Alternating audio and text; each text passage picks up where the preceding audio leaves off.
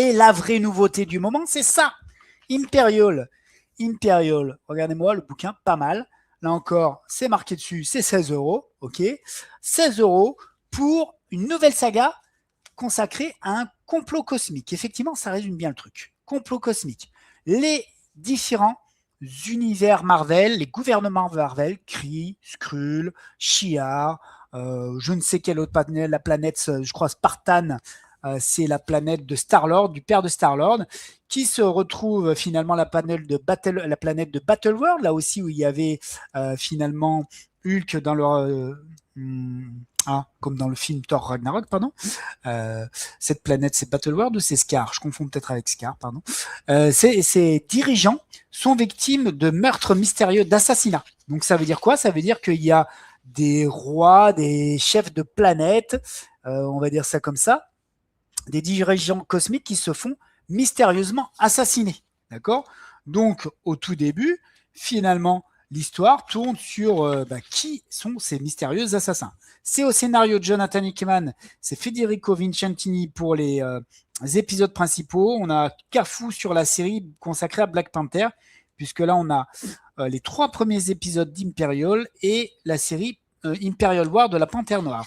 Donc moi j'avais lu le premier épisode et j'avais beaucoup aimé ce premier épisode d'Imperial. J'avais envie de le lire, j'avais envie de démarrer et vraiment très bon à tous les niveaux. On est sur effectivement du complot cosmique. Ok.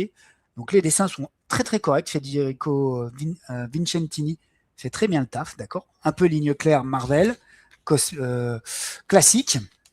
Et vous voyez là, on a le conseil pas de guerre, mais quasiment un conseil galactique pour essayer de comprendre qui est la menace qui assassine à tour de bras les dirigeants de l'univers cosmique Marvel. Ok.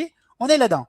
Et à la fin de cet épisode, il va y avoir déjà des révélations, et déjà des révélations fracassantes, finalement, et hyper, comment on peut appeler ça? Ouais, hyper coup de théâtre, hyper théâtral, je ne sais pas, du super twist, c'est effectivement, c'est du très bon. Donc moi, je m'en étais arrêté à ce premier épisode. Déjà, j'avais kiffé, je me suis dit, ok, c'est bon pour moi, je veux lire la suite.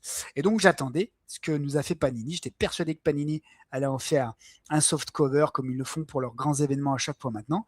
Bingo, tant mieux pour moi, c'est le cas. Et donc là, je n'ai plus qu'à lire la suite de ces événements Marvel cosmiques. Donc ça, nouveauté disponible dès à présent dans toutes les bonnes librairies.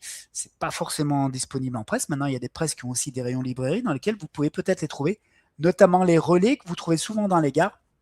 Souvent, c'est soft cover et les BD et les comics cartonné dur ou cartonné souple, parce que là, c'est encore une fois, je ne l'ai peut-être pas dit, je le répète, du cartonné souple à 16 €, avec la nouvelle grande saga cosmique, avec notamment du Hulk badass, et pas que du Hulk, vous verrez. Donc ça vient d'arriver. Moi, je vous le conseille, j'avais lu le premier épisode, mais bien sûr, je vous en reparlerai quand j'aurai lu tout ça dans les futures rubriques review lecture.